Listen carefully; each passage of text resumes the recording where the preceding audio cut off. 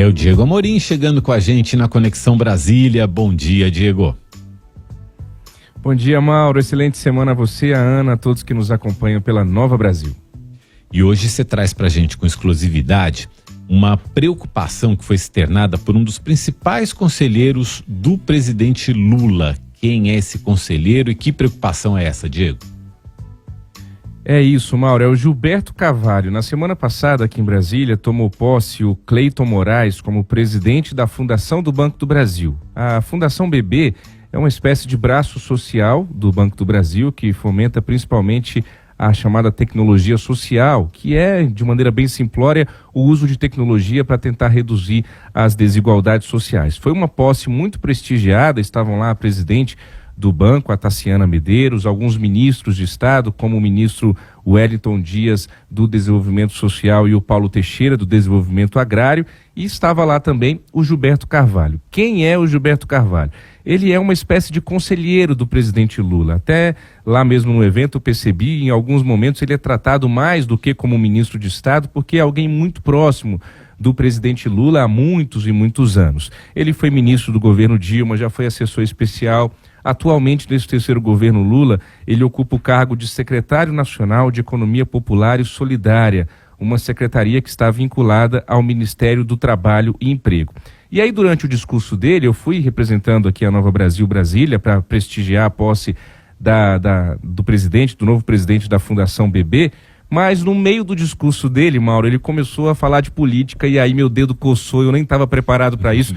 Peguei o celular rapidinho, comecei a gravar e comecei a prestar atenção no que ele estava dizendo. Então ele começa a elencar uma série de fatores que ele julga serem ganhos nesse terceiro governo Lula, diz que o Brasil está enfrentando a fome, diz que a economia está melhorando, diz que as relações internacionais, a postura do Brasil no mundo também melhorou nesses quase 8 meses que nós estamos finalizando nesta semana desse terceiro governo Lula, mas aí em seguida ele fala de uma preocupação e eu consegui gravar. Vamos ouvir então o próprio Gilberto Carvalho falando dessa preocupação do governo. Mas tem uma coisa que preocupa, é a sustentabilidade desse projeto, mas sobretudo a sustentabilidade popular. Achar que um projeto se sustenta apenas com o plano institucional é um equívoco. E o que nós estamos vivendo nesses 8 meses, a relação com os poderes já mostrou fartamente do que eu estou falando. É muito difícil. Nós tivemos uma eleição em que um projeto ganhou muito apertadinho para a presidência, para o executivo, mas foi fragorosamente derrotado no legislativo e paga um preço diário por essa derrota e pelas dificuldades.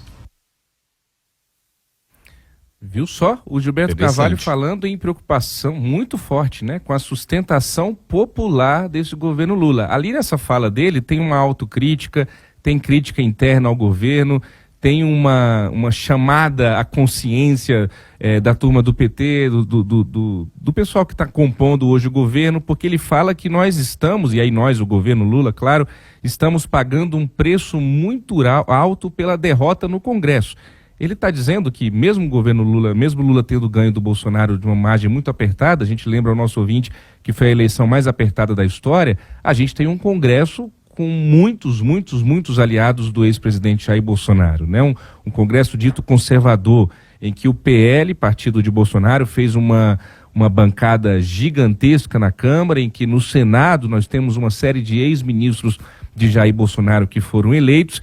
Então ele fala sobre essa dificuldade de sustentação popular e achar que um governo se sustenta somente com as relações institucionais, nas palavras do Gilberto Carvalho, é um erro. É preciso se preocupar também com a base, Mauro.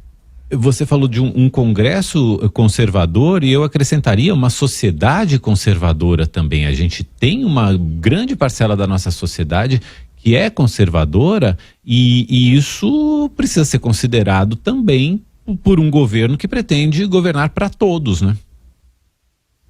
Com certeza, Mauro, com certeza. E aí o Gilberto Carvalho, ele emenda falando em consciência do poder popular, algo que a gente escuta muito em reuniões de DCE, eu que estudei universidade pública aqui em Brasília, em plenárias de sindicatos, em assembleias de grevistas, né? O Gilberto Carvalho também fala dessa necessidade de se ter e se fomentar a consciência do poder popular. Vamos ouvir mais um pouquinho do Gilberto Carvalho nesse discurso na semana passada aqui em Brasília, por gentileza. E, portanto, para sustentar um projeto, e ele é tão importante e tão humano, quer de nós uma responsabilidade tão forte, só se constrói com cidadania, com organização popular, com consciência, com educação popular, com comunicação. Então, meu querido Cleiton, a nossa tarefa é uma tarefa de grande investimento na informação popular, na comunicação, na educação popular e no estímulo à organização pela base. Foi um grande achado conseguir gravar isso que o Gilberto Carvalho falou, Mauro, porque ele está externando, ali não era um discurso completamente aberto, não era uma entrevista, mas era um discurso público. Ele estava numa posse de uma autoridade aqui em Brasília, enfim, tinham câmeras, tinham microfones ali também. Eu que não estava, a princípio, trabalhando como repórter, mas aí o dedo coçou como jornalista e eu consegui gravar. Mas por que é interessante? Porque a gente escuta isso muito aqui em Brasília desde o final do ano passado, quando o presidente Lula ganhou, dessa dificuldade que seria do PT, do atual governo, se chegar nas bases, se chegar na ponta, né? Historicamente, quando a gente fala de base, de ponta, de classes mais baixas, da população mais pobre do país, essa população tradicionalmente é uma população que votou no presidente Lula nos anos anteriores, que é do PT, que apoia o PT, que comprou todo esse discurso ao longo de todos esses anos.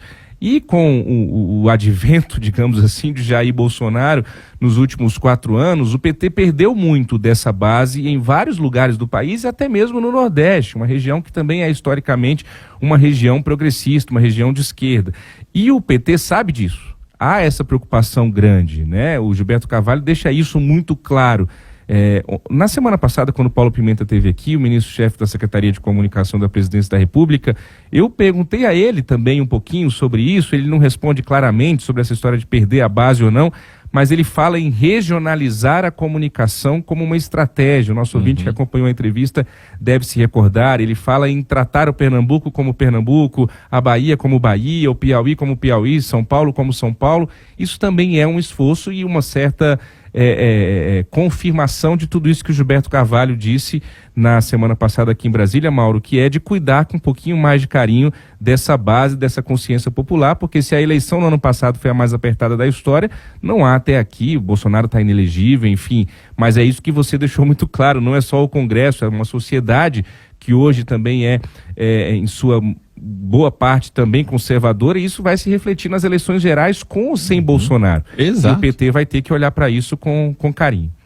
Com ou sem Bolsonaro. Nesse final de semana, o ex-presidente esteve na festa do peão em Barretos, por exemplo, e foi ovacionado. A gente sabe o quanto, por exemplo, o interior de São Paulo e todas as regiões onde o agronegócio é muito forte também aqui no Brasil, o quanto o ex-presidente ainda tem uma altíssima popularidade.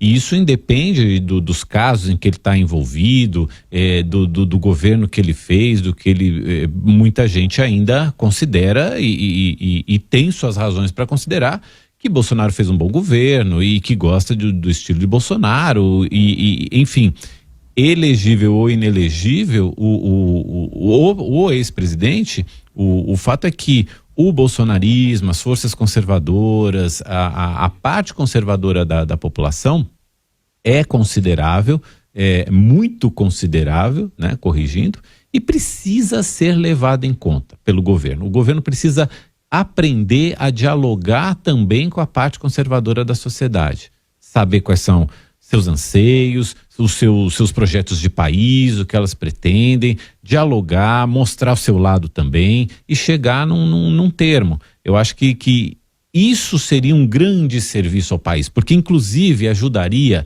a gente a chegar num ponto comum do que a gente pode fazer, do que a gente pode planejar para o nosso país, em vez de ficar nessa guerra, nessa polarização que não leva a resultados muito bons, né, Diego?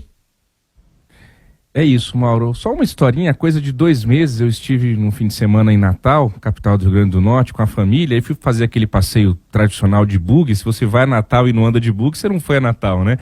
E eu até comentei com a esposa, me chamou muita atenção, o bugueiro não largava o celular o tempo todo com o celular na mão e fã absoluto de Jair Bolsonaro. Foi assim, a viagem toda, o passeio todo, ele falando do Bolsonaro. Quando chegou no hotel, eu comentei com a esposa, eu falei, olha, isso aqui era impensável coisa de 5 anos atrás, você via o Nordeste andar de bug e o bugueiro não ser petista, não ser eleitor do Lula. Isso é uma coisa nova, uma coisa que veio aí mesmo nos últimos 4 anos, essa transformação na ponta.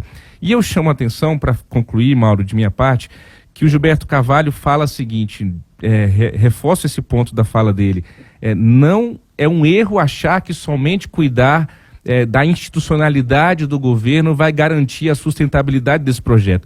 O que ele está dizendo aqui também, ao meu ver? Ele está dizendo o seguinte, olha, o governo está muito preocupado com esse negócio de reforma ministerial, de compor, de fazer uma composição, mas se não cuidar da comunicação na base, se não cuidar dessa chamada consciência do poder popular, pode fazer o acordo que for com o Lira, com o Pacheco, pode colocar o PP no governo, pode colocar os republicanos no governo, que isso não vai garantir uma reeleição tranquila para o Lula, né? É isso, na minha visão, que o Gilberto Carvalho está dizendo. Então é um grito para fora e é um grito para dentro do governo também, essa fala do Gilberto Carvalho. Diego Amorim, com esse flagrante que ele deu aí no discurso do Gilberto Carvalho, trazendo todas essas observações muito interessantes para a gente debater nessa manhã de segunda-feira. Diego, obrigado por hoje, um bom dia para você, até amanhã. Valeu, fica a lição para mim de novo, né, Mauro? Em Brasília é o seguinte, é o gravadorzinho aqui no ponto, a qualquer momento tem notícia, viu? Uma excelente semana pra gente. Pronto o tempo todo, é isso aí, boa semana.